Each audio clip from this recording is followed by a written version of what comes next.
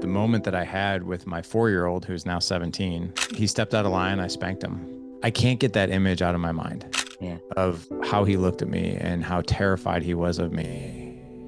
And when I see him and he's like this, he is a marshmallow teddy bear as well, like a very loving kid, but he's also very quiet. He's very stoic. He's very introverted.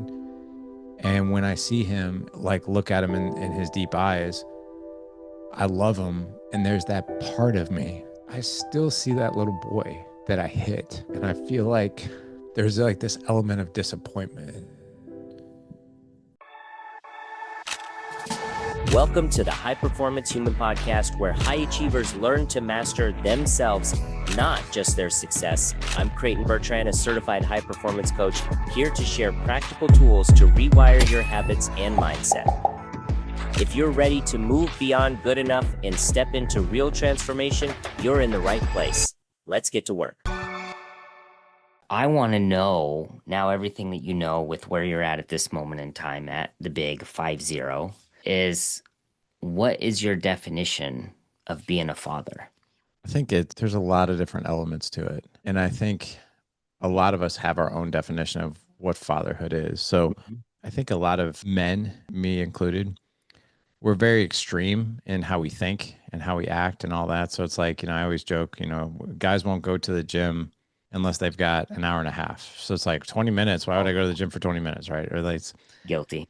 Yeah. They won't leave the house and drive the car unless they can get out and go 90 miles an hour, right? So it's like we're full throttle or no throttle a lot in our lives. So, I think men right now, first of all, I got to hand it to guys out there, to dads out there, because I think we're seeing a generation of dads, dads who are in their between 25 and like 50 right now. And there is like a tremendous desire for men to show up big for their families. Like they no longer just view themselves as like, I put food on the table. Just finances. Just finances. Like, I think that's what our generation of dads did. Like the ones previous to us is like, I provide, and that's my job. Yeah. Guys nowadays, that's not enough for them. And the desire to be more is really, really there. They want to build a kick-ass marriage. They want to build these unbreakable bonds with their kids. They want to be at every baseball game. They want to be at every dance recital. Like, they will kill themselves to do these things. And unfortunately, they take that to an extreme and we burn ourselves out. And I'm not saying that showing up to practices and games, and all that, I'm not saying that. What I see men doing is they're literally clawing and scratching, trying to figure out, how do I do this? Because I wasn't really shown how to do this. Like, I was raised maybe in an authoritative house, right? Where everything was discipline and everything was dictatorship. And it's, I'm the parent, you're the kid, my way or the highway. Right. Don't do what I do what I say. Right. And I know guys nowadays, they're like, yeah, not on my watch. That doesn't happen, right? Guys were also probably in situations like I was, that were abused, that were physically abused, mentally abused, or emotionally abused. And that's kind of why it was like iron hammer of parenting growing up. Right. But I also think guys now take it to, they either repeat those patterns or they go to the polar opposite extreme. And then they're like they're so far on the opposite end of the spectrum. So like, for instance, like this whole thing with gentle parenting, like I agree with gentle parenting to a certain degree, but if your kid is like out of control and you're just like, oh yeah, it's so sad you made that decision and there's no consequence, like, come on. Right. So I think that there's a dichotomy. So when I'm asked, like, what are some of the attributes of a good father? So I think mentally and emotionally, men, we have to step up. We constantly have to sharpen the sword of emotional intelligence. And we have to sharpen the sword of connection with our kids and our wives. One of the most powerful statements that I've ever heard is, without connection, you don't have any influence. Okay. And what that really means is, if you don't have a connection with your wife, you're not going to have influence in that relationship. If you don't have a connection with your kids, you can say whatever you want with your mouth, but they're not going to believe a word of it unless you're connected to them, right? And a lot of us, we don't know how to connect. So, and that's because, quite frankly, we weren't shown how to do it. So I think a good father knows how to connect with their kids physically, mentally, emotionally, spiritually, all four. So how do I physically show my child affection? How am I physical with them? How do I get to their mind, right? Their brain. How do I get to their heart, their emotion? How do I lead them spiritually? I need to know those things, right? So I think it's really fourfold when it comes to connection. The other thing as well is we have to learn communication, very clear communication. Guys in general, we're not so great at this. We think we're being clear with communication. We're actually not too terribly clear with it. And I'll give you an example to really hit this home. I took my oldest son through a rite of passage called the Squire. It's put on by Bedros Keuilian. It's a 15-hour sort of crucible. It's run by Navy SEALs and Special Ops Forces and that kind of. It's kind of tough. It's 15 hours, and they put you through evolutions together as father and son. Oh my gosh, that's beautiful. I want to know about that. What age is that? 11 to 17. So Okay, it, cool. it sounds scary when I say, like, 15-hour, evolution. People think Not of like, not for an extremist. Like I'm yeah, like 15. Why is it not 25? Like right, right. where my mind goes. It's totally doable. Like, Yeah. it scares a lot of people, but it's totally doable. It's and they're not going to kill your kid or you or anything like that. It's just, and it's an incredible experience. But the very last evolution, the very last thing that we did is my son had to navigate an obstacle course with bear traps, legit bear traps, Oh whoa. barbed wire, broken glass, these obstacles that he had to climb over, climb under, and all this. And he had to do it blindfolded, and he had to do it navigating my voice. And so I was like Trust. within like 2 feet of him, right? And he's listening to me. Yeah. So, like, for instance, he's walking blindfolded. He can't see anything. I'm in front of him. I can't touch him. That's part of the rules. And I had to communicate what he had to do to navigate this obstacle course. And I'm like, hey, just so you know, there's a bear trap in front of you. And that's clear to me. But he's like, okay, well, how far is it? Is it Yeah. 10 feet? Is it 5 feet? Am I about ready to step in it? I'm like, oh, okay, okay. I was like, you're about 10 feet from it. And Yeah. he's like, okay, so if I walk 10 feet, I'm good. And I'm like, yeah. So he starts walking, and I'm like, oh, wait a second. A You're foot in kidding his me. mind, he's thinking is a step, right? So I'm like, stop. Yeah. Like, he gets like 4.5 paces. I was like, stop. I was like, you walk 2 more steps, you're going to step in it. He's like, I thought you said it was 10 feet. I was like, yeah, I should have told you like 5 paces, not 10 feet. And I was like, okay, what you want to do is move to your left. And he's like how? Like where? Like, I was like, okay. And this is how, like, clear you have to be. I was like, okay. I was like, right now you're facing 12 o'clock. Here's what I want you to do. I want you to turn your entire body 9 o'clock. Mm, I want you to walk 5 paces. We're going to count these together. 1, 2, 3, 4, 5. Stop. Turn back towards 12 o'clock. You are mm, now in the clear. If I were to give you any coordinates right now, the bear trap is about 4 feet to your right. So you're definitely in the clear. You have some barbed wire that's another 4 feet to your left. You have this clear line in between me, you, and my voice right now. So I'm going to guide you the rest of the way. So it's like things like that you don't even think of. yeah. So very clear communication, those 4 pillars of what it means to, connect with your kids. And then the final thing is this. A lot of men think, well, a masculine alpha male is like Andrew Tate, this crazy, like, grind and blah. It's like, and I really challenge that. I think a masculine alpha male is calm. A masculine alpha male is patient. A Amen. masculine alpha male has emotional intelligence, and he knows how to connect with his kids and to ask questions and not to lecture so much, but to ask them really great questions to get them to their own solutions. I think that's the definition of a good father. And there's obviously more to that, but I think those three are super important. Yeah, I couldn't agree more. I think there's parts of Tate and even people like David Goggins. I like to use the term toxic masculinity, but I think that it's actually cowardness, that it takes courage to be uncomfortable. It takes courage to feel your emotions and still choose to do something. It's so much easier. And I mean, my past was I was like those guys. I was so stoic. I suppressed all my emotions because I was too much of a coward and I didn't have the capability to feel those and process them and still choose to do the hard thing. It's so much easier just to cut all those off and just always do the hard thing because then you don't have to feel. It's just, I just do, do, do, do, do.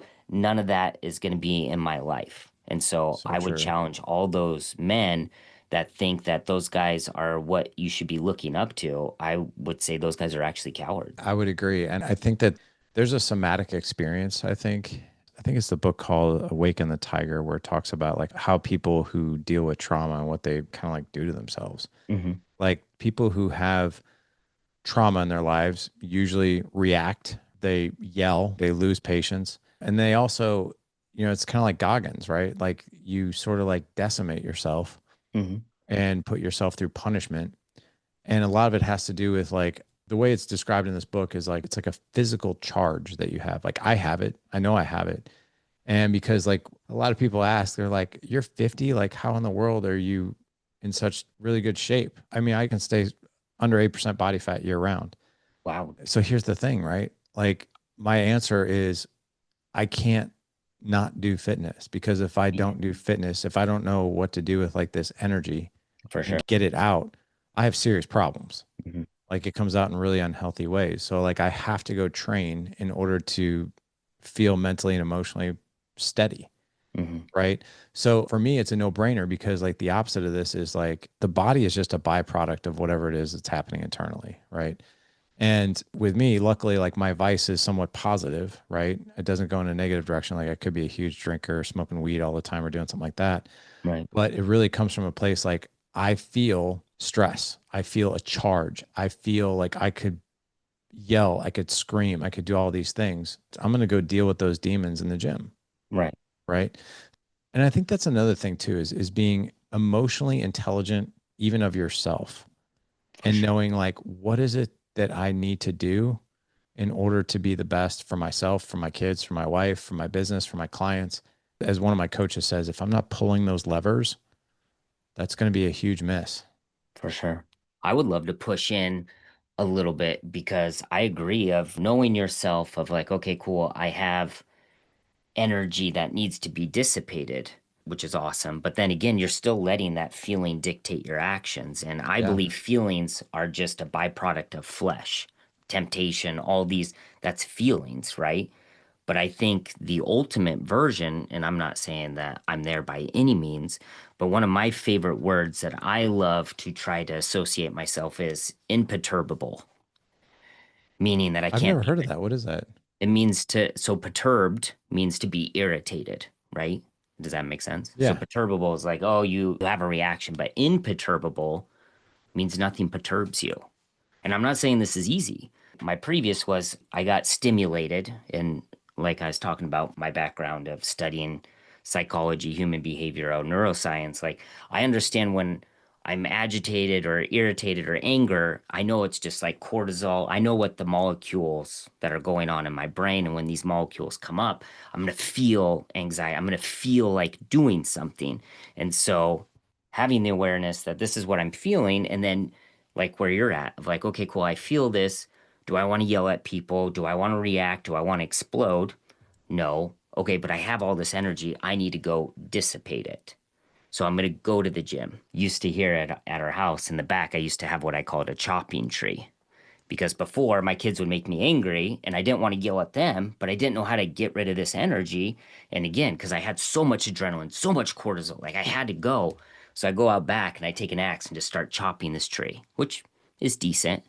But I knew there was a next level that, okay, how can, when I feel this, I can actually release it and realize that feelings aren't facts.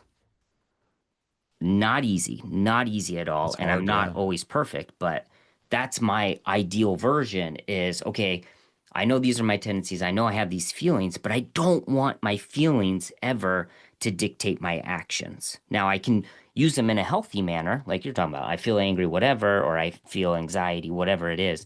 I'm going to go to the gym to work it out.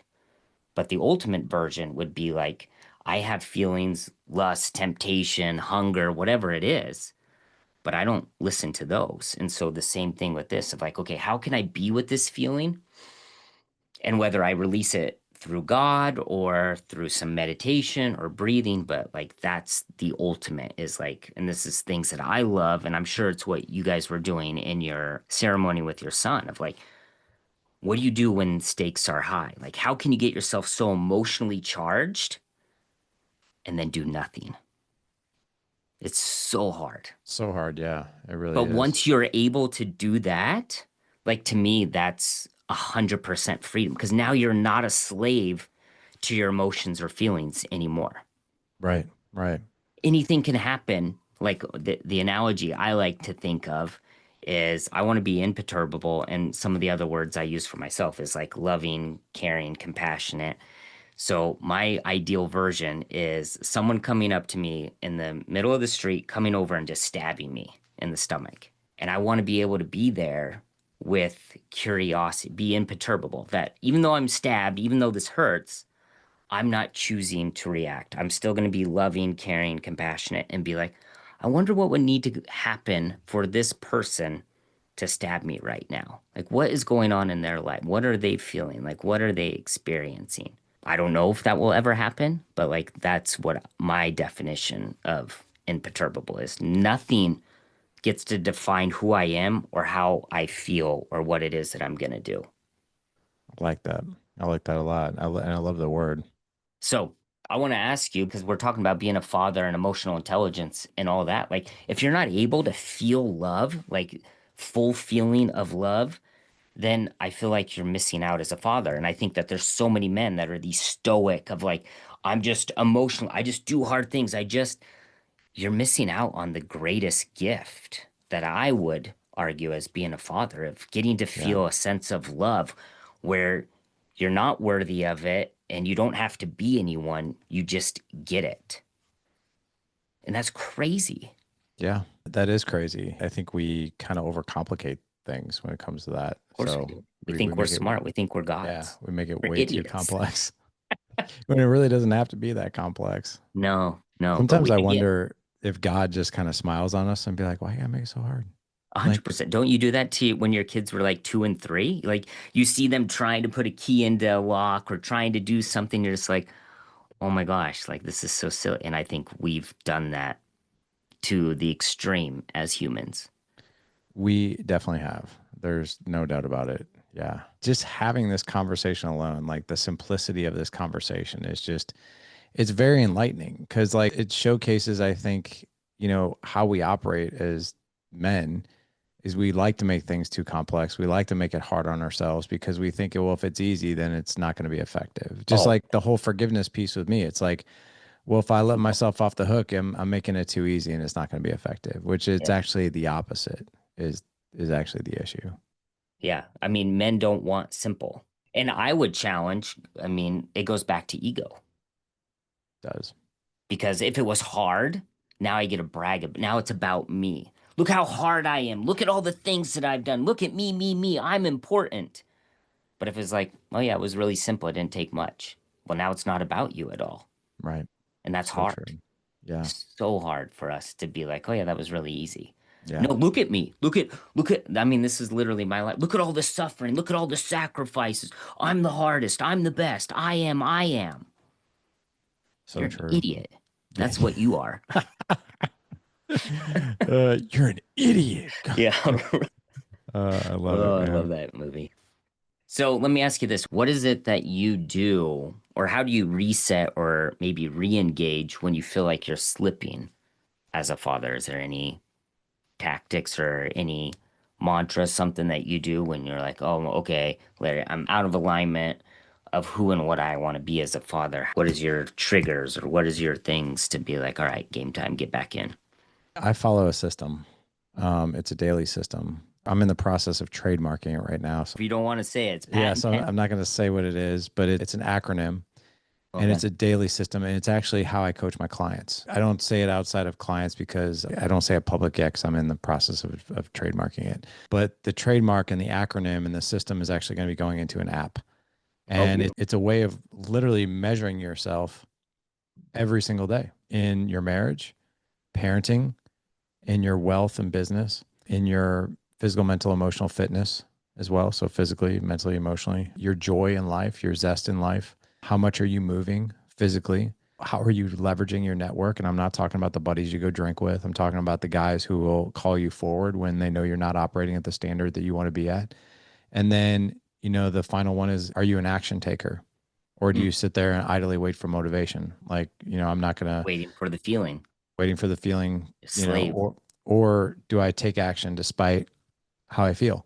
Yeah. And there's a system that I created about a year ago and I'm in the process of trademarking it. And then that is literally a daily system that I use that I check myself every single day. And I'll give you an example.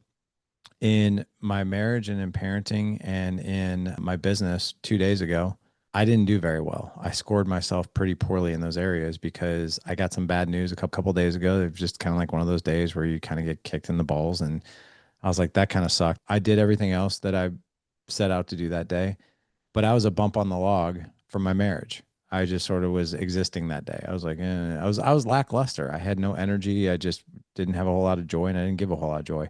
Yeah. I was like a bump on the log as being a father. Mm-hmm. And because I kind of got kicked in the balls, I decided to take the day off and I didn't do anything in my business. So I was just like, screw it. Right. Which I looked at myself in the mirror that night. And when I say the mirror, this thing that I use to measure myself, and I'm like, how did I do? Not so good in those three categories. But you know what? Not tomorrow. Mm-hmm. Not tomorrow. And tomorrow was yesterday. And yesterday I did really, really well. It's literally this daily accountability check in that I not only do myself, I do this with other guys that I coach because I actually use this system in coaching where we all check ourselves and we check ourselves publicly. And it's a great way. I'll compare it to this. 2 days ago could have been a day that turned into the next day. And then that next day could have turned into a week. And then that next day turns into a month, right? And I'm not showing up in my marriage. Let's just take that one. Like I'm just kind of like this bump on a log. And then I just met with a potential client today and I was like, why are you in front of me? What's going on? And he's like, my wife just sat me down and told me that she's done with our marriage. And I'm like, did you see it coming? He's like, not when she told me. But now I'm looking back over the last year and I'm putting all these clues and all these pieces together and how I haven't shown up and how I haven't done this. And it actually took her to shake me by the shoulders and be like, I am not happy. I'm done. I'm Right. done. And he's like, and now I feel like it's too late. Mm-hmm. So that's where, and I showed him this system too. He's like, dude, if I would have seen this or done this a year ago, I wouldn't be sitting in front of you saying my wife wanted to leave me. For sure. So like, I think we need that. I think we need that daily check. And the biggest missing ingredient, I think, in a man's life is that system, because we just sort of like, we go at life reacting to what's coming towards us versus like, no, I'm going to go out and do this and I'm being measured to this and I'm being held to this standard, right? Every day. I love that so much. And that goes back to everything that I love to go over is like feelings are just feelings. Like, but so many of us think our feelings are facts of like, Yes. "Oh, I feel this way. I have to do this. I feel this." And then to me, you're just a slave to your feelings. And I love studying addiction because that's really what it is. Like people that are addicted to like alcohol, drugs, whatever, they're not addicted to that. They're addicted to the chemicals that their brain is releasing. And whether you're saying that you're addicted to drugs or alcohol, so many of us are addicted to our phones. So many of us are addicted to like the way that we do stuff. And it just is so toxic in our lives. And I love what you're teaching people of like the first way to stop any addiction, whether you're addicted to not showing up in your marriage, not showing up in your fitness, not showing it's an addictive behavior, is having that awareness of noticing where you're at. And this is going to be my follow-up question to you, Larry, is like, I think there's so many people in this day and age that have an idea, like maybe even the potential or the current client that you have. He probably has had moments where he doubted or wondered, but most people are so afraid to step on the scale. It's terrifying. It It's is. terrifying. So for Yeah. you the other day, you probably knew it wasn't a good day. What is it that was going through your head that made you have the courage, again, faith or fear, and the only thing in between is courage? What gave you the courage to actually measure? Because I coach people and my whole thing's accountability, everything. Like, I'm not here to judge.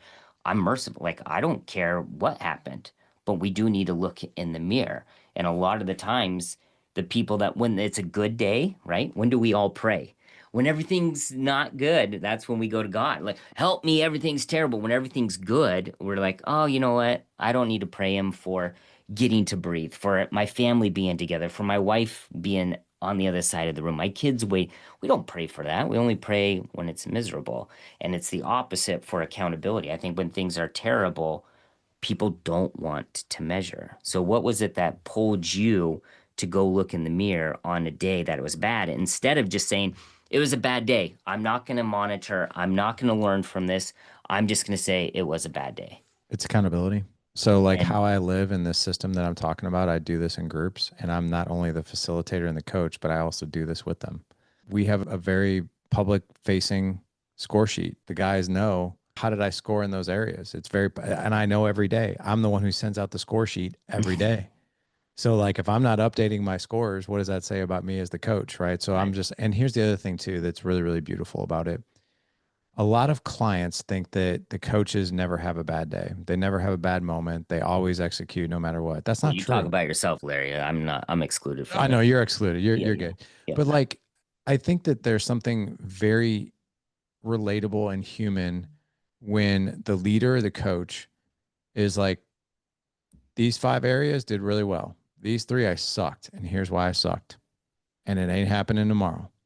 Because I think that self-reflection allows your clients or the accountability group that you're in, if you're a participant, allows them permission to also give themselves a really good, honest look in the mirror every single day or whatever it is they're held accountable to do and be like, let me be honest with myself. So, one of the codes that we live by in the group is you always have to be honest. You always tell the truth. Without the truth, none of us are going to move forward. Yeah. If you're lying to yourself, your life will never get any better. The moment you tell the truth, you're set free. The most powerful man in the room is the one who has nothing to hide. Mm, Right. So I guarantee that even my clients that I'm leading through this, that see my scorecard in these areas, they're looking at this being like, how in the world do you execute 100% all the time? Like, is that even really possible? And if I'm honest with myself, not really. It's not always possible. There are some weeks where I've had 100%, but I would say on the most part, I'm scoring in the 90s, because if I'm honest with myself, like, and yeah. then there are some days, man, where in those 8 areas that I measure myself in, I don't give myself 1 point. I Mm, don't give myself one score because I'm like, today was disastrous. I let everything go, everything. I didn't move my body. I didn't take action on anything. I was a bump on a log as a husband. I didn't even leverage. I didn't even reach out to my network for help when I was in a bad spot, mm, and that's dangerous. So like, I just literally let the entire day go to hell in a handbag. yeah. There are days like that. But for most people, if they don't have a group where they're held to that honesty and held to that accountability, that one day, this is where people get in trouble, and so do I. That one day turns into a week, that Yeah. turns into a month, that turns into a year. And that's when your wife is like, I didn't sign up for this And and it I'm becomes done. your identity. Becomes oh my gosh, you just said it. That's the biggest thing. Mm, If we don't hold ourselves to this standard, in my opinion, and this accountability as a standard, then the confidence decimates. Like 100%. when we execute the things that we say we're going to do, right? And we do it on the regular basis, Yeah. our confidence soars. Like last night, I took my wife out on a date. I took her to the Lumineers concert. Part of what I have to do, part of my accountability Mm, to my team, to the guys that I coach is every single night by midnight, you will have the score sheet in our Slack channel. mm, I was exhausted last night. There was a part of me that's just like, I just want to go to bed. I got right. home late. It was like 10 minutes to midnight. I was like, they won't notice. I'll do it tomorrow morning. And I'm like, how am I going to feel when I wake up knowing that these guys didn't have it? I would feel terrible about myself. I would feel like no confidence. I'm not a man of my word. So I sat in my office for 10 minutes. I updated everything and I sent it out. Right. But there's confidence that goes with that. And if we're not doing what we say we're going to do, our confidence is going to show for it. Then it turns into this self-fulfilling prophecy that this is the guy that's like, yeah, I'm going to do something different. And deep down, he knows he's not. Right. He might do it for a week or two and then he's out again. And over time, that becomes the pattern of our life. And we get to the end of our life and we're like, oh my gosh, there was so much left on the table. 100%. Right. And none of us want to be that. Yeah. That's so good. I want to do so much more, but I also want to bring it back to what you're saying. Like you said it of like how to be a good father, but I think this is just how to be a good human. It's like you are doing what you're doing out of wanting to influence other men. And you even said this, okay, cool. In order to have influence, I need to have connection. And I can tell you from studying psychology, human behavior, the best way for us to have connection is through vulnerability. And that's what you're being. You're being vulnerable. And you're the other thing to make more connection is to make other people feel accepted. And so when you're vulnerable, you're making them feel like they fit in instead of I'm totally opposite. I'm not like them. And so they feel isolated and depressed and all those Yeah. other things. So So true. So that's literally, and I feel like people were always asking, like, Creighton, like, how are you so positive and you're always doing these things? And I'm like, to be honest, if I'm going to be honest, it's because I get to do this. And every single day, like we're talking about identity, every day that I'm telling you to forgive yourself, every day I tell you to do these things, the saying is one finger at you, three back at me. It's reminding me of the things that I want, reminding me of the things that I want to be. All Love right, I that. want to let you get out of here because I know you only said you had an hour. Dude, we only went over fatherhood. I still wanted to go over faith, purpose, marriage, so many other things. So I want to, if you're okay, have you come back at I some love it. point. Sure. Whenever you want. Yeah. Okay. So, but I also want people to know of your new book coming out this September, The Pursuit of Legendary Fatherhood. Can you tell us a little bit about that? Yeah, so I'm holding the book up. If you are watching this on video, it's The Pursuit Yeah. of Legendary Fatherhood. This is a book that I've been doing the Dad Edge now for over a decade. Wow. Have learned a lot. We've been masterminding for almost a decade as well. We've had 4,000 men come through our program, and it's been a incredible learning experience from everything from podcast guests to writing books. So like I literally put everything in here that we've learned from a tactical standpoint of how to execute How's the book fatherhood. so small then? I know, right? I know, right? It's funny, but it's broken up into four parts. Part Okay. number one is called the drift. The drift is that sneaky thing that we're talking about, right? It's the client that came to me today and was like, my wife tells me she wants out. The drift is like this really sneaky thing that every day feels like the wash, rinse, repeat. Every day feels like the last. You're kind of showing up lacklusterly. You don't really know what good looks like, but it just, you kind of keep getting these nudges that things aren't right, but you don't know what to do about it. That's the drift. And then Mhm. second part is marriage. So everything from connecting to your wife intimately, sexually, emotionally, mentally, spiritually, fulfilling her three needs of feeling seen, heard, and safe, how to do that, how to show empathy, how to validate her emotional state without solving her problems. There's so much in there in that part of marriage that will help guys with marriage. The third part is fatherhood, how to raise strong, confident daughters, how to raise strong, confident boys.